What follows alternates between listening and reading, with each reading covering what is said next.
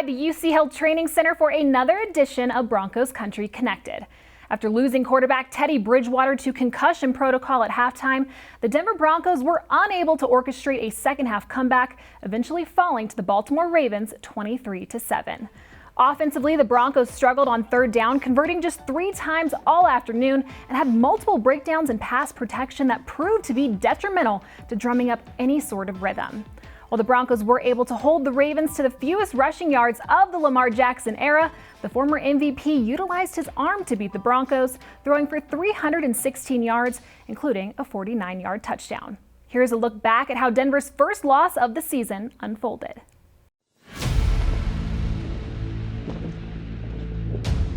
A very pleasant good afternoon, everybody, and welcome to Empower Field at Mile High on an absolutely gorgeous early October afternoon as we are set for some big-time football today here in Denver.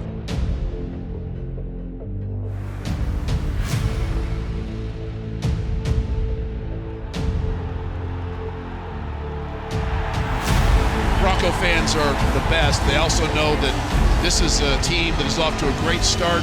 Chance to play one of the league's best teams and find out exactly where they are in the early part of 2021.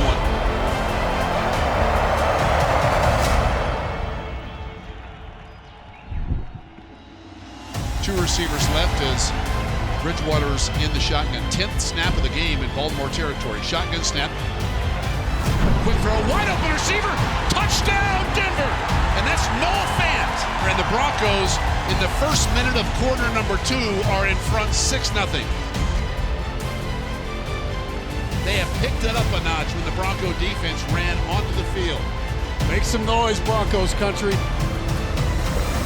Pound for pound, the biggest hitter in the National Football League, KJ. Where he takes the handoff and knocked back. That was an orange wall led by Von Miller and also Big Mike Purcell.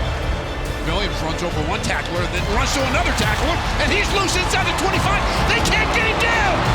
Javonte Williams with the run of his young career. Jackson in the pocket, hit, and that's Caden Stearns' second sack of the game.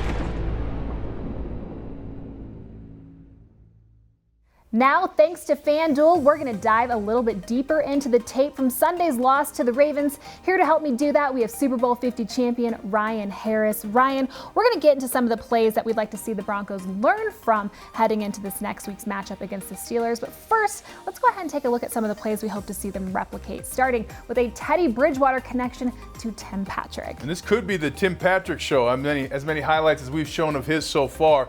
But I want to point out this is one of his catches early in the game in the first quarter. It's expert work by him. Also Teddy Bridgewater reading the defense. I want to show everybody a little bit of what makes this play interesting. These 3 defenders right here, when you see this is what they call single high safety. Single high safety is a great indicator that the blitz is going to be coming. Now, one of the things linemen look for is which is the defender that's closest to the ball, right? Which is one. And so here, 21 looks like he's closest. You're thinking, okay, he's going to blitz. That's why you see Tim Patrick kind of looking back to say, hey, if this guy comes, the open opportunity is going to be over here. I want to stop quickly. But right before the snap, you'll see all of these players change. All of a sudden, 21 drops out. And now with him backing up, you're going to see that the flow happens towards Teddy Bridgewater, but the opening is right in this area. And Tim Patrick does the important coaching point. Show your hands. Let the quarterback know you see the blitz too. So not only did Tim Patrick read the opposite corner who's going to drop, but he also realized, hey, when that Mike linebacker blitzes, I'm going to show my hands to Teddy Bridgewater and get the reception. And then Teddy puts it right on him, puts it where he can catch it. Now you got to make a decision here against this player. You got open field on either side of the player, but you have to make a decision with that bad intent that those linebackers come with in the NFL. So Tim Patrick gets across his face and then gets upfield. I love the extra block there on the outside by Okwebunam. And that is the first play of the game that I really liked. It showed that Tim Patrick was paying attention to the game plan. Coaches love seeing that because they spend time putting that together and say, hey, this guy's going to show he's going to blitz. If he leaves, you're now reading this inside player. And they did it perfectly on that play, Alexis. Great work by Tim Patrick. Now let's go ahead and move along to late in the first quarter. Javonte Williams, he rips off a 31-yard angry run, showing off his bulldozing ability and exactly why the Broncos moved up in the second round to get him. Well, and he's wanted by Maryland State Police for snatching 5 souls on this play as well. A couple of things you want to notice at first looking at it. They're going to pull Quinn Miners left to right to try and pull the defense over to that side. And then Cortland Sutton, known for his pass catching, though, is going to have to lay a block right there on the person covering him. As the play begins, though, Javonte Williams' brilliance is showing. He finds out here when you hit the hole, and coaches will do this, they'll stop and they'll say, where's the hole? Who's winning their block? And so you look at some of those key blocks we mentioned. Quinn Miners now, it's kind of a murky picture right over on this side for Javonte Williams. You don't know if you can go outside, don't know if you can cut inside. So he's already starting to think about throttling it down and cutting back. Another key point here, here's when even if you fail, keep trying. Cortland Sutton not really getting a whole lot of his defender where he should, but he keeps running his feet. That's key to blocks in the NFL. You gotta run your feet, good things happen. And because he runs his feet, the defender doesn't have enough strength to stop Javonte Williams. So that's the first soul that Javonte Williams stole in this run. He spins out of this. This is amazing, Alexis. You're talking about at the line of scrimmage. Javonte Williams is reading the pulling guard and seeing what's coming at him and decides to spin right away. Ended up being the best thing for the play. And then boom, oh, there's a body right there, 2 souls, 3 souls on the ground, and he's carrying grown men for 20 yards, Alexis. Those are the kinds of things that build confidence, not only for Javonte Williams, but for the offense as a whole. This was a great play, Alexis. That was the second longest play of the day for the Denver Broncos. Javonte Williams, the highest graded Bronco in that game against the Ravens. Okay, let's go ahead and move along because there was another rookie that had a stellar showing. He only played 7 snaps. It was the safety Caden Stearns, and he made the most of them. What I love about this play is where Caden Stearns is. This is going to be, I'm going to introduce to you a concept called sift. We're not talking about powdered sugar. This is where the offensive tackle for the Ravens has to choose who he's blocking between Von Miller and Caden Stearns. Another example of why Von Miller's so good. You give 90% of the tackles a choice in the NFL who they're going to block. They're going to take a linebacker or a safety every time over Von Miller. So because Stearns is looking at the receiver, looking back in, he doesn't look as though he's going to blitz at this point. The tackle's thinking, I'm all alone on Von Miller out here. But at the snap of the ball, Caden Stearns accelerates. And so here the tackle has to make a decision. He's got a bad one to make. Either you're going to try and catch up to Von Miller, or you have to try and come back and block Caden Stearns. What's unusual about this, young players often don't know how to use momentum that the other players give them, right? Aikido is a martial art that's really big on that, Alexis. A lot of guys do Aikido in the NFL, and maybe Caden Stearns does because he's going to use the strength of this tackle to propel him into Lamar Jackson. Really unique, really veteran move, allows him to get hit but ricochet, and then you see the sack happen. Von Miller quick to get his hands in too, maybe gets a half of a sack there, but a huge play for Caden Stearns, really showing his knowledge, his expertise, and his experience in football on this play. Yeah, I'm going to call that the pinball effect, Ryan. But there are obviously a lot of things that the Broncos need to work on heading into this Week 5 matchup. So what's one of them? Well, one of them is going to be communication in the secondary, and we'll see this on the play. There's a huge issue just to begin with. That's a lot of open space at this point of the field, and it looks as though it's kind of a cover 2, meaning Justin Simmons is on this half of the field, and you got Kareem Jackson on the other half. But what ends up happening is as the receiver crosses over, no one picks him up. Somebody has to pick up that crossing route over to the side, and that's going to create a huge problem. And this is a point in the game you still had an opportunity to get back in it. And I love Justin Simmons. I think he's one of the best safeties in the world. But at this point, he needs to know he's the inside defender, and he does know this is a coaching point he's getting. He's got to follow this all the way until he has somebody else pick it up. He ends up not doing that, going outside instead of inside. And at this moment, his eyes are going back. He's realizing, uh-oh, I should have been over there on that side. And Kareem Jackson's so far back. Now you've got a wide open area for a quarterback like Lamar Jackson to make the throw. And that's going to be the difference in the game. And as you see as well, there's so many people far away that the catch and run, you get extra yak after that because of that displacement of the defensive backfield. They have to work on their communication. That's something that Vic Fangio's gone over with them, no doubt, already by now. But that's going to be important going into Pittsburgh, one of the loudest stadiums in the NFL to play in. Well, Ryan, there was actually a play earlier in the fourth quarter that I think broke the collective heart of Broncos country, given the fact that this team was fighting their way to get back into this game. We saw Drew Lock connect with Kendall Hinton for a 22-yard reception. However, a flag was thrown. The flag was thrown, holding 72 offense. It's been a long time since we've heard that, so big credit to Garrett Bowles. But he's going to get a holding call with his left hand on this defender. But two things are really happening. One, this is the fourth quarter. Coaches want you to be focused. Hand placement matters as an offensive lineman. And number two, you have Drew Lock in this game, but anytime a quarterback gets more than 7 yards beyond the line of scrimmage, it really makes it easy to get a penalty because the defender does not have to change their angle as much and can really torque their shoulders, which is what you are going to see. So first and foremost, at contact, Garrett Bowles has his head down and his arms outside. You want to stay inside that framework. That's the way you stay away from holding calls. But instead of stepping up into the pocket, something that Drew Lock really had a lot taught to him about, especially in this preseason, step up in that pocket, give your lineman a chance to work. And because he doesn't do that and because he floods out, you're going to see the shoulders of 54 get turned. And at that moment right here, now the back of that defender is to the referee. He's going to call that every time. Unfortunate that Garrett Bowles didn't pull off that left hand, but also Drew Lock could have helped up by stepping up in the pocket. That's why it's so important. Step up into the pocket, give your lineman a chance, force that defender to go to a secondary move to prevent the penalty. Ryan, thank you so much for coming in. We really appreciate it. Coming up after the break, Ryan will join Denver 7's Lionel Bienvenu and Troy Rank to discuss what the Broncos need to focus on as they turn the page and prepare for their next task, the Pittsburgh Steelers. Broncos Country Connected is presented by Carpet Mill Outlets. Bigger discounts, better selections. It's just time to move on. It's a 17-round fight. We lost the fourth round. We got to get out of the stool and go answer the bell for the fifth round. Well, like Vic Fangio said, it's on to the next one. For more on what the Broncos can learn from their loss to the Ravens and how it can help fuel a bounce-back win against the Steelers this Sunday, let's hear from the Denver 7 crew. Here's Lionel Bienvenu. Thanks, Alexis, and welcome to our Denver 7 segment brought to you by 1-800-GOT-JUNK.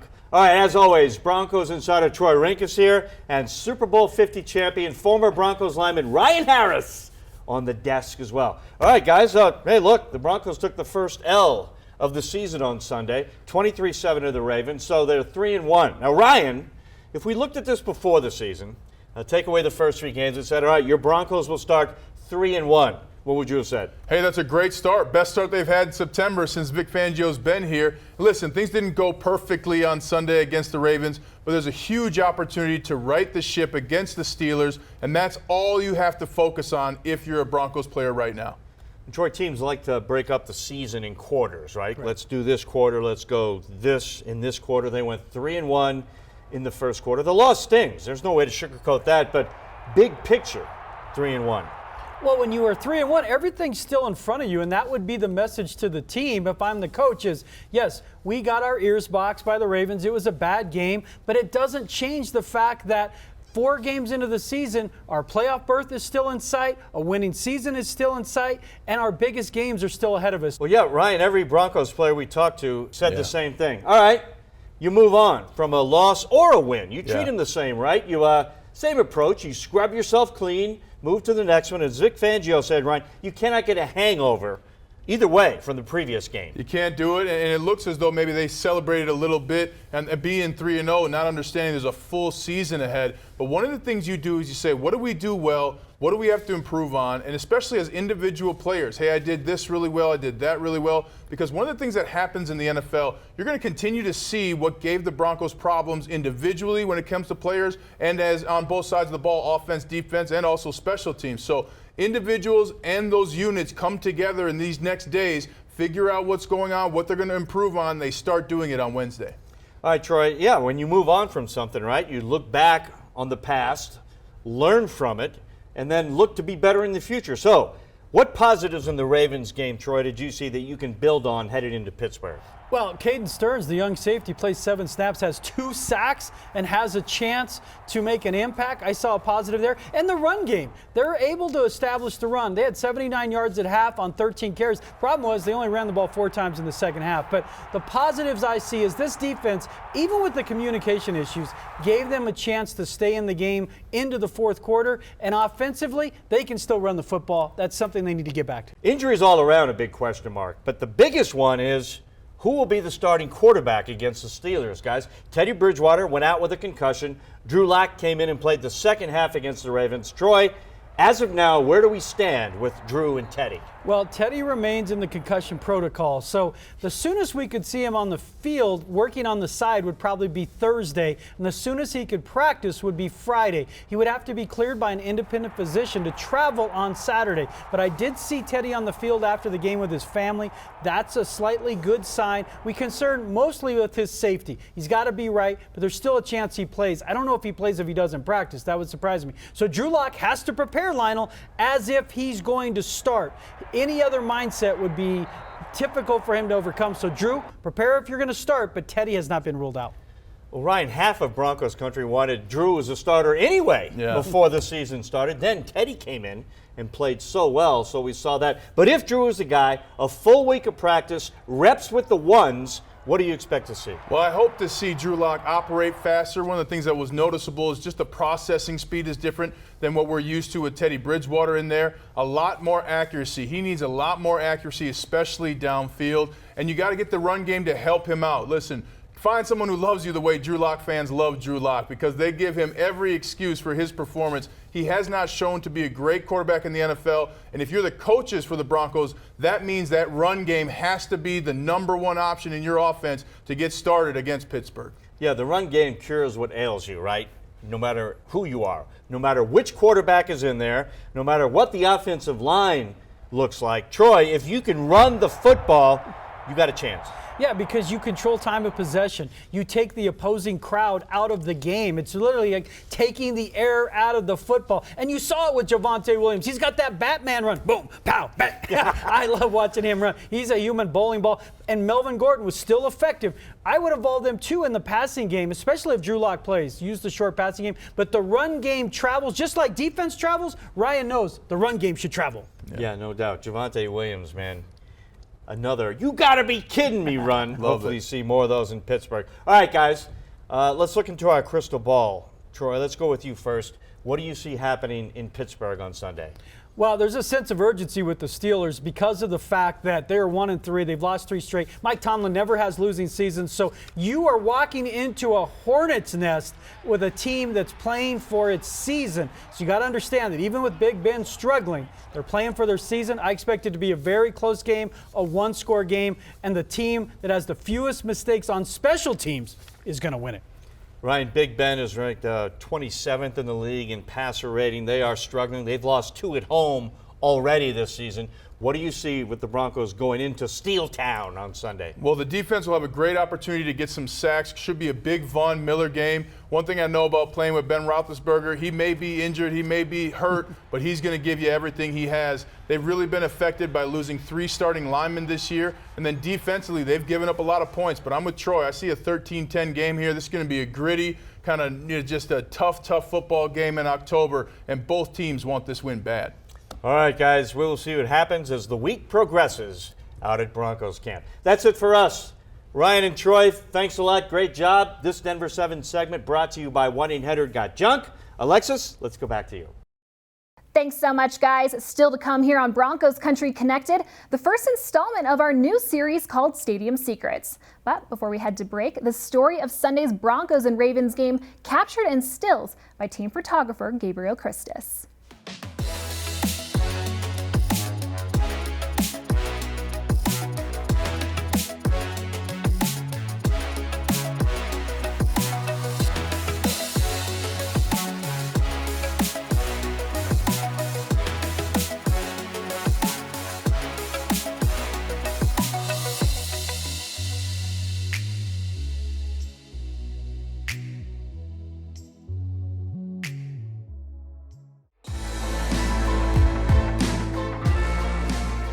For joining us for this final segment of Broncos Country Connected. Sunday afternoon, we saw Broncos wideout Diontae Spencer leave the game with a chest injury, and he will be day-to-day this week while preparing for Pittsburgh. Diontae is no stranger to adversity, though, as his journey to the NFL has been characterized by it. Through it all, he has overcome the odds thanks to some sound advice from his late father. Denver 7's Nick Rothschild has the story. He always used to preach, can't stop, won't stop. You know, he was murdered, gun violence. A reminder written on his cleats and his heart. Can't stop, won't stop. His life was taken to spread a message. Diontae Spencer was just a freshman in college when he got the call that his father, Clifton Williams, was shot and killed in a botched robbery attempt at his barbershop in Louisiana. What happened that time where I was transitioning into becoming a man. Among the grief, Spencer found anger and regret. Me and my dad, we were building this relationship that, I was going to be with him for a long time, and it was so many things that I had on my heart, I had on my mind that I really didn't get to ask. He buried emotions, avoided mourning. It would always bring up, what I felt like I missed. But eventually, Spencer realized there was more power in his story than in his silence. It just allows, younger people to see somebody like me that's, made it out, that's had success, and also had to deal with tragedy. So just talking about him and, the legacy I feel like he built, it's a blessing. Working with Everytown for Gun Safety, Spencer strives to end gun violence, using his father's words as a guiding mantra. I asked him, do you think I'm a joke or what? And if you think I'm a joke, it needs a sign. Can't stop, won't stop. I was able to figure out, he's gone. That doesn't mean that, his voice has to stop. And those unanswered questions turned from haunting to hopeful. He's always watching. He's shining down on me. So the questions that I had, I can ask. The story's still being written, and I'm just blessed. Thanks to Diontae for sharing his story. Now, as we wrap things up here on Broncos Country Connected, we're excited to leave you with our new Stadium Secret series as we take you inside some of the never-before-seen parts of Empower Field. Today, we go more than a mile high as electrical supervisor Chris Hogue takes us on top of the stadium light rack to explore the cutting-edge technology that lights up the stadium on game day. This is my 14th season this year. I'm in charge of all the electrical systems and lighting controls for the building. We have 2 other electricians that work with me to change light bulbs and make the world a brighter place. So we're at the sports light rack, the very top of the stadium. This is the highest point in the stadium. This is where our sports lights are that light the playing surface. So in 2019, we did a lighting upgrade to the sports light fixtures themselves. Went from a 1500 watt metal halide HID light fixture to a 1400 watt LED fixture. We had 656 HIDs before. We're down to 376 LEDs. They put out a higher light quality and light the field in a more even and consistent way. Each fixture is individually addressed so that we can control each of them separately or in groups to make dynamic and static shows and lighting sequences. This is the old metal halide lamp. It's a 1500 watt bulb. And basically what this does is it takes pressurized gas, heats it up, and then produces light with that. Turning them on and off is the biggest cause of them burning out. Went from this all the way down to a whole bunch of these little guys, little LED diodes. And that's what each of these are inside of this bigger fixture, is a bunch of little diodes like this. So the life expectancy is much greater with the LEDs and much easier to maintain and replace. We used to have to climb up there, open these fixtures and replace these lamps before every game. Now, since we've put these in there, I haven't been up there once. It's a lot of lights and great opportunity to make an improvement to the building, and at the same time, it was a really exciting project to be a part of. Really changed the game day atmosphere.